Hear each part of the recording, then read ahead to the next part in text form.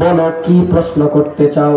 জিবরাইল ডাক দিয়া বলে, পয়গম্বর বলুন তো, আমাদের জান মাল আমাদের সবকিছুর মালিককে, আমাদেরকে সৃষ্টি করেছেন কে?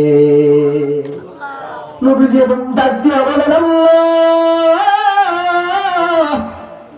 এবার জিবরাইল প্রশ্ন করেন, পয়গম্বর আমাদেরকে খাওয়ান কে, আমাদের রিজিক দেন কে, আপনি নাকি আল্লাহ?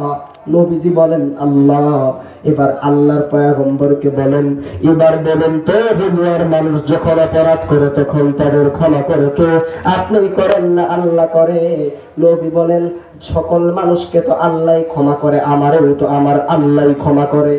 এবার জিবরাইল বলেন, ও পয়গম্বর, আজ থেকে কিছুদিন আগে আপনার কাছে একটা যুবক আসছিল নাকি এই গুনাহের বর্ণনা নিয়ে? আল্লাহর পয়গম্বর বলেন, হ্যাঁ আসছিল। জিবরাইল বলেন, যুবকের কোনো খবর নিয়েছেন নাকি?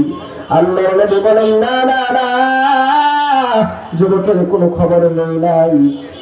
এবার জিবরাইল বলেন, শুনেন, আল্লাহ আয়াত নাযিল করেছেন, ফাকুলতুস্তাগফিরু রাব্বাকুম ইন্নাহু কানা গাফফারা।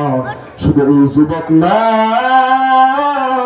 আর যত অপরাধী আল্লাহর কাছে ক্ষমা চাক, আল্লাহ তার বান্দাদেরকে ক্ষমা করে দিবেন।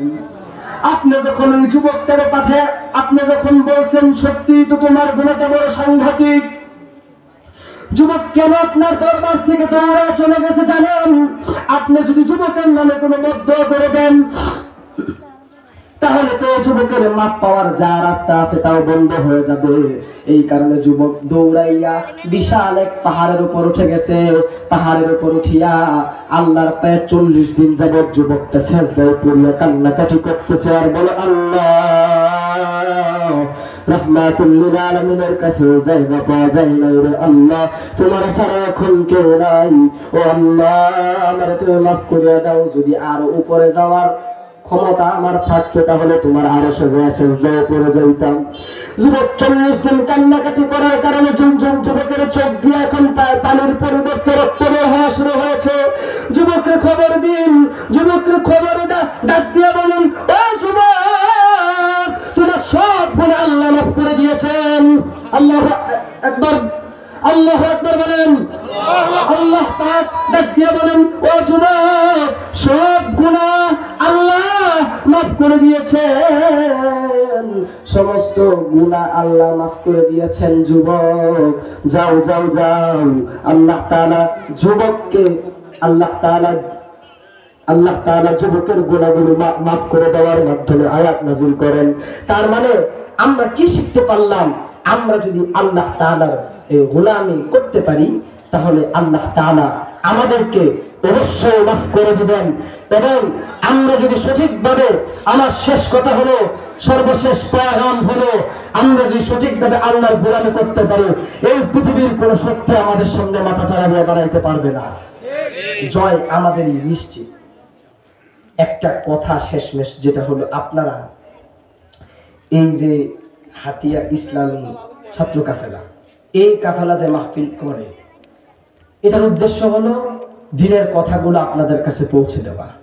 এবং এখানে একটা এলাকায় একটা মহিলা মাদ্রাসা কিন্তু খুব প্রয়োজন। কথা বলেন ঠিক না ঠিক? বর্তমানে নারীরা একদম ধ্বংস হয়ে গেছে। এই নারীরা বেশি জাহান্নামে যাবে, কিয়ামতের দিন নারীরাই বেশি জাহান্নামে যাবে। কেন? তাদের এই বেপরদার কারণে। এখন আপনার স্ত্রী, আপনার সন্তান, আপনার মেয়ে জাহান্নামে। মানুষ বানাইতে দিনের প্রতিষ্ঠান দরকার আছে না নাই? কাপড় বানাইতে যেমন কারখানা দরকার, মানুষ বানাইতেও মানুষের কারখানা দরকার। এই মানুষের কারখানাগুলো এই মাদ্রাসা। তো এখানে এটা কি মানে হয়েছে না হবে? মাদ্রাসা হয়েছে না হবে? তো মাদ্রাসাটা হবে। আপনারা সবাই এই মাদ্রাসার পাশে থাকবেন তো ইনশাআল্লাহ? সবাই থাকবেন, যা লাগে তা দিয়ে সহযোগিতা করবেন। আল্লাহ তাআলা আপনাদেরকে জান্নাত লিখে দিবে ইনশাআল্লাহ। সবার জন্য দোয়া করে গেলাম, আপনারাও আমার জন্য দোয়া করবেন এবং আপনারাও সবার জন্য দোয়া করবেন। এই মুসলিম উম্মার জন্য দোয়া করবেন, আল্লাহ যেন ফিলিস্তিনের ভাইদেরকে কাফেরদের নির্যাতন থেকে রক্ষা দেন। আমরা বলি আমিন। তো আমরা সকলে হাত তুলি, সবাই হাত তুলি। আমরা যারা যারা আছে সবাই হাত তুলি। দেখেন কে তুলে না, সেটা বিচার হবে। যারা হাত তুলবে না সবাই হাত তুলি।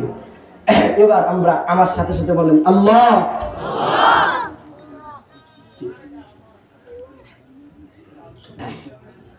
আল্লাহ আজকে যে বয়ান করা হয়েছে আমাদেরকে এই বয়ান আজীবন মেনে চলার তৌফিক দান করেন। আমরা সকলে বলি আমিন। ওয়া আখিরু দাওয়ানা আলহামদুলিল্লাহি রাব্বিল আলামিন। আসসালামু আলাইকুম ওয়া রাহমাতুল্লাহি ওয়া বারাকাতুহু।